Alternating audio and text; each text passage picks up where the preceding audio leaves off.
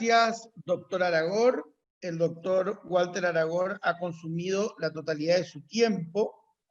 Por lo tanto, vamos a pasar a la siguiente ponencia, la segunda ponencia que corresponde a este primer panel. Le corresponde a la profesora Virginia Cabrera Segovia. Su tema, situación jurídica de la mujer en Corrientes antes de la sanción del Código Civil 1861-1871. Profesora Cabrera, la escuchamos. A partir de este momento está en uso de su tiempo. Muchas gracias, Alexis. Buenos días a todos.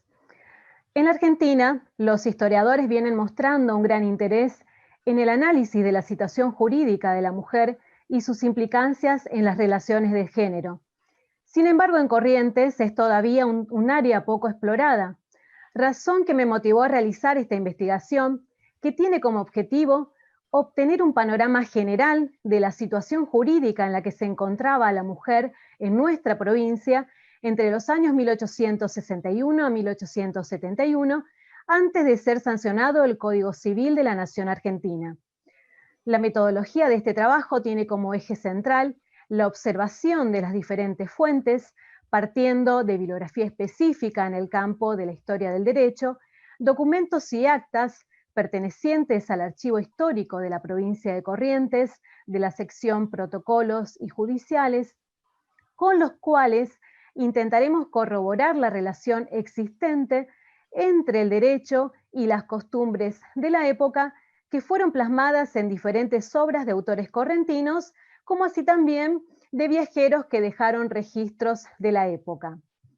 Las décadas transcurridas entre la Revolución de 1810 y la sanción del Código Civil de 1871 constituyen un complejo proceso durante el cual la situación de la mujer no estaba regulada solamente por un cuerpo legislativo de nuestra nación. En el caso de Corrientes, la Administración de Justicia necesitó invocar tradiciones anteriores a la redacción del derecho nacional argentino, que actuaron muchas veces como paliativos a los vacíos jurídicos existentes. Como nos dice el doctor Dardo Ramírez Bracci en uno de sus trabajos, por más que el sistema político y judicial de la nueva nación argentina y de la provincia de Corrientes pretendiera eliminar reminiscencias coloniales, lo cierto es que no se pudo evitar la necesidad de utilizar el derecho español. De la misma manera, Sorraquín Becú nos dice que si bien a partir de 1810 se sancionaron normas que modificaron al derecho hispano-indiano y que cambiaron totalmente la construcción del Estado y de las provincias, las demás ramas del derecho solo fueron alteradas en forma parcial y paulatina. El derecho castellano, que actuó como precedente histórico jurídico del derecho indiano, estuvo conformado en una de sus partes por las 7 partidas de 1265, siendo este el cuerpo normativo que mayor vigencia y perdurabilidad alcanzó, sirviendo como leyes supletorias aún luego de los años de la independencia. Si bien esta obra se encontraba dividida en 7 secciones, para el estudio de la situación jurídica de la mujer, nos basamos en la partida número 4, que trata sobre los matrimonios, la filiación, la tutela del menor, entre otros temas. También utilizamos la partida número 7, que trata sobre el derecho penal. Más precisamente nos enfocamos en aquellos delitos que tenían implicancias sexuales y religiosas, como el adulterio, el incesto o la sodomía. La condición jurídica de la mujer se expresa en las partidas demostrando la situación de inferioridad existente con respecto al hombre. En uno de sus pasajes afirma que la condición del varón es mucho mejor al de la mujer en muchas cosas. De la misma manera, se asociaba a la mujer con calificativos de debilidad y fragilidad, ocasionando con esto la inhabilitación para ejercer determinadas actividades, como obligarse, enajenar o administrar sus propios bienes. Tampoco podía la mujer realizar ningún tipo de contrato o ser fiadora. Pero con respecto a esto, en las partidas aparecen algunas excepciones a esta ley. La figura de la mujer aparece bajo la tutela perpetua del hombre, pasando de la patria potestad paterna a la protección del marido luego del matrimonio. Si el padre moría antes de estar casada, quedaba bajo la tutela del hermano o algún pariente varón más cercano por línea paterna. La mujer soltera carecía de personalidad jurídica y veía limitada su capacidad de obrar hasta el momento del matrimonio. Un ejemplo de esto se hace evidente en uno de los relatos del naturalista Alcides d'Orbigny, quien cuenta la extrañeza y el asombro de algunas mujeres ante la representación de una obra teatral. Él contaba que si bien algunos hombres sabían de qué se trataba porque habían viajado algunas veces a Buenos Aires, entre las mujeres, en cambio, que estaban sujetas a una medida administrativa que les impedía salir de la provincia si no estaban casadas, él decía que posiblemente entre las presentes más de 4 no conociesen el teatro. La diferencia socioeconómica de cada estrato social también propiciaba que el ámbito en que se desenvolvía la mujer fuera bastante diferente. Las mujeres que gozaban de un nivel alto en lo social contaban con mayor poder de acción. Sin embargo, más allá de eso, seguían siendo inferiores a la mayoría de sus parientes masculinos. A diferencia de las menos privilegiadas, estas no tenían que trabajar para vivir y contaban además con sirvientas y niñeras que aliviaban su trabajo. Tenían la oportunidad de cultivarse en la escritura, en la lectura y también con la música. Este es el caso de las damas protagonistas del libro Como yo las conocí, de Fernando Díaz Ulloque, quien describe la vida de muchas mujeres de la sociedad correntina. Estas mujeres se veían involucradas muchas veces en uniones matrimoniales que servían para sellar pactos estratégicos o bien para lograr alianzas entre familias acomodadas. El sentimiento de sumisión de la mujer hacia la autoridad paterna en estos casos era explícito en la época. Y esto se ve reflejado en las crónicas de los hermanos Robertson, cuando cuenta la angustia que vivió la bella Rosita, siendo prometida por su padre a un hombre que, si bien gozaba de buen prestigio por su bienestar económico, era alguien a quien ella no amaba. Las mujeres menos privilegiadas sufrían condiciones de vida mucho más duras. Las que residían en la ciudad se ocupaban de su familia y de su casa, mientras que aquellas que habitaban en zonas rurales debían ocuparse del ganado y del huerto, y esto también es reflejado en algunos de los pasajes del libro de Alcides d'Orbigny. Junto a las mujeres menos privilegiadas se encontraban también las viudas, que a la muerte de su marido quedaban en situación de pobreza, no teniendo bienes materiales para poder contribuir a su subsistencia y a la de sus hijos. En una escritura de compromiso que hallamos entre los protocolos del archivo histórico, observamos que ante el estado de indefensión en que se encontraba una viuda, se ve obligada a entregar en custodia a su hija de 14 años. Diferente es el caso de la viuda, que cuenta con la existencia de un capital, de una dote, que le otorga cierta independencia económica. Las mujeres viudas muchas veces eran sucesoras de los negocios del marido y con eso le permitía mantener la casa y el núcleo familiar.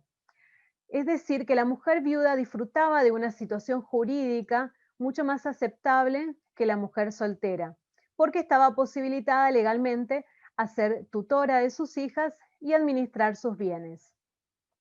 La condición que le establecía la ley a las mujeres viudas para volver a casarse era de esperar un plazo de luto de 1 año para evitar con eso cualquier tipo de duda en caso de embarazo. En el caso de la mujer casada, el matrimonio establecía el cambio de la tutela parental a una tutela marital. Las obligaciones que contrae la mujer casada están contempladas en las partidas desde los pasos previos a la celebración del acto matrimonial hasta la ruptura del vínculo, ya sea por muerte o separación de los cónyuges. Previo al matrimonio se encontraba la institución de los esponsales, que era una promesa verbal de matrimonio realizada generalmente ante testigos y que no obligaba a la presencia de los contrayentes, y podían estar presentes en el acto sus padres, algún pariente directo o un personero.